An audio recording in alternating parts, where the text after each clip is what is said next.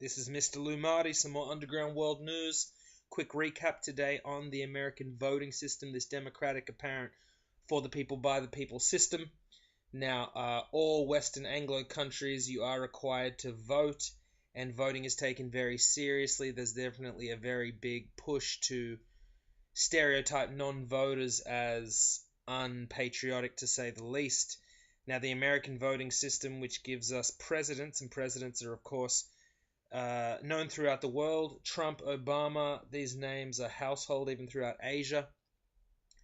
And these men are always portrayed as figures of morality. The American president is considered the top job, you might say, in geopolitics. A kind of world leader, some might say. Obviously, many do not, but there's no denying that the American president is a followed position. Definitely in the past has been for sale and is always up for scrutiny. But if you have a little look at the past in hindsight, you can see this democratic two-party system which we have throughout the Western world doesn't particularly produce sound results. And if we look at the American history, let's start with Bill Clinton, and straight out of the gate, everybody knows the Lewinsky scandal. He had an affair over the course of 2 years in the White House with a woman half his age, despite the president being a married family man. Not only that, this man looked directly at the camera into the faces of the American people and lied about it. Next, you have Bush. Bush Jr., of course, his father, juiced in. Aside from being the 41st president of the United States, he was also director of the CIA. He was named ambassador by President Richard Nixon to the United Nations, and was also a congressman before this. But positions like the president, director of the CIA, ambassador to the United Nations, these are positions that are given, not sought after or not gained. And if you do manage to gain it, depending on how you toe the official narrative of this world stage, depends on whether you will keep that job. So Bush Jr. was already juiced in from daddy. It wasn't a problem to put him into power, despite the recount. And he was, in my opinion, the perfect fall guy. Under Bush, we got a lot of the most recent new totalitarian legislation, these draconian measures, things like the Patriot Act, the Department of Homeland Security. Bush Jr. was the perfect puppet for the 9/11 conspiracy, because regardless of how you want to look at it, all the changes that came, including the Iraq War post 9/11, are now kind of looked at in hindsight as poor decisions. Nothing more than poor decisions made by one of America's perhaps not brightest presidents. And it's kind of let go in this sense, when really it was, I mean, have we just forgotten about his daddy, Bush Sr., and the kind of person he was? Juiced in definitely with that black op, dirty money, that corrupt culture. But despite this, we kind of forget Bush Jr. was the perfect fall guy. But after Bush and Clinton, after Bush and Bill, need a little bit of damage control. So, of course, enter Obama.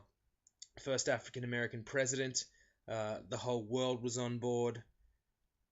It seemed like progress, unity to those people who were asleep, and sadly it is most people. There is an awakening, but at the time, most people did not see Obama for what he was. How could you really? First black president, why not? It's genius in its simplicity.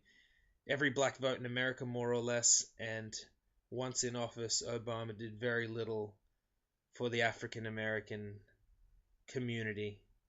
He was, in hindsight, clearly in bed with the bankers. His administration shielded Wall Street. They did nothing to prosecute anyone after the 2008 engineered economic crisis. His,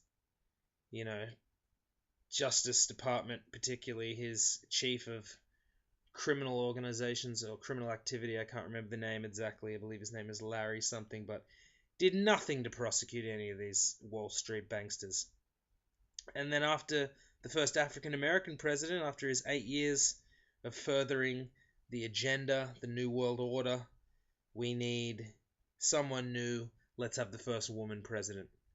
And I'm telling you now, throughout the world, everyone I met was so happy.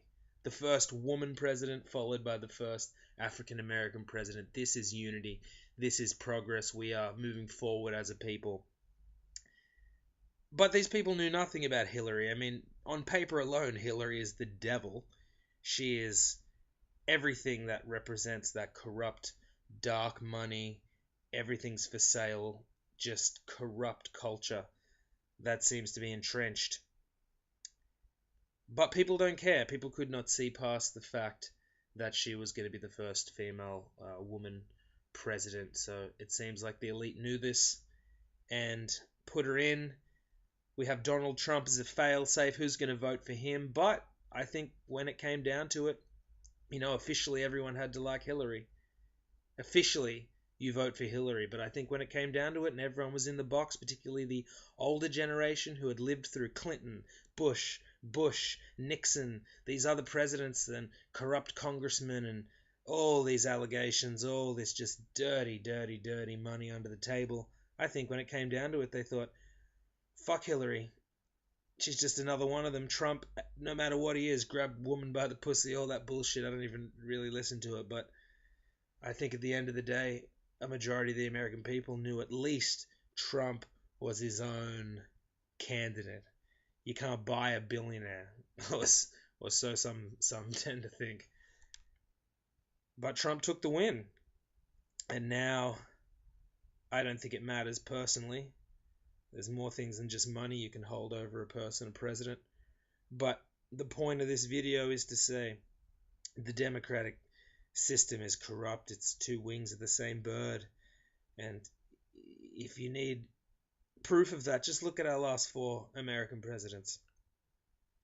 Corrupt, did nothing, in bed with the banksters. Spread that to people. Don't let anyone tell you these men were good. Their legacy is lies. Keep it real. Stay tuned. This is Mr. Lumari.